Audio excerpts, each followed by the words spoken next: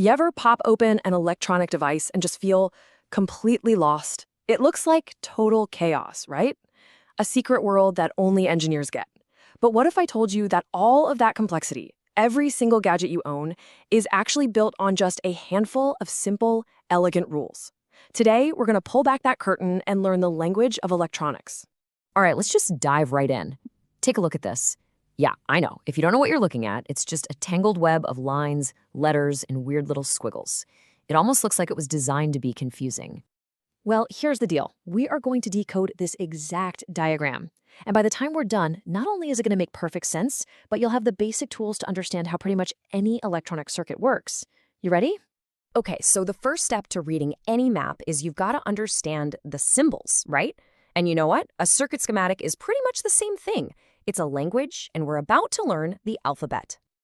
See, every little piece inside a circuit gets its own unique symbol. And just like letters make up words, these symbols come together to tell a story about what the circuit is supposed to do. Let's start with two of the most basic ones. First up, we've got the voltage source. This is your battery, your wall plug. It's the engine of the whole operation. It provides the energy, that electrical push that gets everything else moving. Without this thing, absolutely nothing happens. And next, we have the resistor, that little zigzag line. Its job is pretty much what it sounds like. It resists the flow of electricity.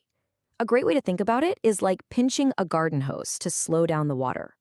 Resistors control how much juice can flow through any part of a circuit. And just like that, you can now look at a diagram and spot the power source and the parts that control the flow. Seriously, you've just learned your first couple of words in the language of electronics. And that is the foundation for everything else we're about to do. So now we know the players. The next thing we need to understand is the one rule that governs how they all interact. This is the absolute cornerstone of electronics. You could call it the one equation to rule them all. Now check this out. This beautifully simple tool is called Ohm's triangle. It's basically a cheat sheet for the single most important relationship in all of electricity. It visually connects those key ideas we're talking about: voltage, current, and resistance. And what it represents is Ohm's law. It simply says that the voltage, that's the push, is equal to the current, the flow, multiplied by the resistance, which is the opposition. What's so powerful is that if you know any two of those, you can always figure out the third. It's that simple, predictable physics that makes all of our tech possible. Now, if you want the more formal textbook definition, our source notes put it like this.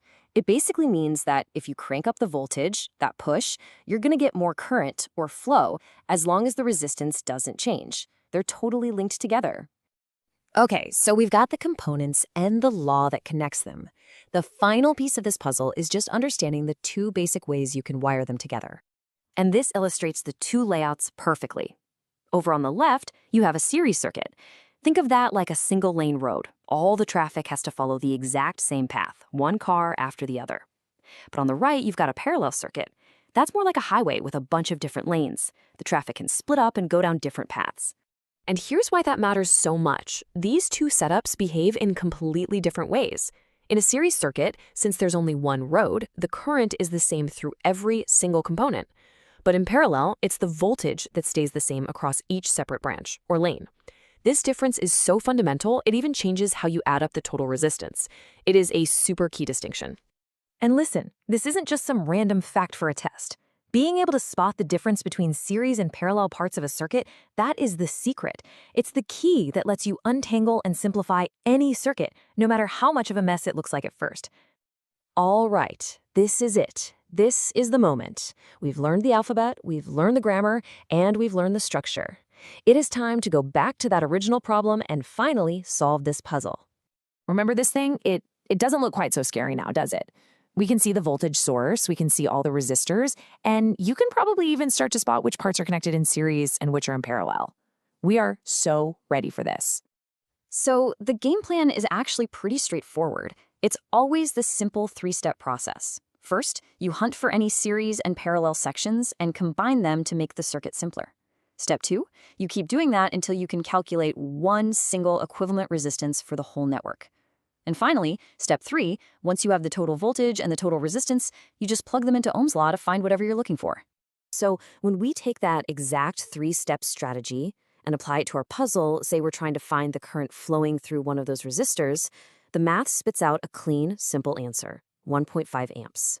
All of that apparent complexity just boils down to a single number. And that's the real magic of it all, isn't it? What looks like complete chaos at first is actually governed by a really clear, really logical order. You just need to have the right tools to be able to see it. So why does any of this matter outside of a puzzle? Because Ohm's law and the rules for series and parallel circuits, they aren't just abstract ideas in a notebook. They are, quite literally, the invisible architecture of our entire modern world. I'm talking about your smartphone, the lights in your house, every single computer on the planet, and even the massive global power grid that connects everything. Every one of them runs on these exact same fundamental principles. They're all just incredibly complex combinations of series and parallel circuits, all following Ohm's law. And that really makes you think, if something as vast and as essential as our entire global technological infrastructure can be boiled down to a few core, understandable rules, then what else out there? In biology or economics or even in society? What else seems hopelessly complex right now, but is really just waiting for someone to discover the simple, elegant rules that have been governing it all along? Now that's something worth thinking about.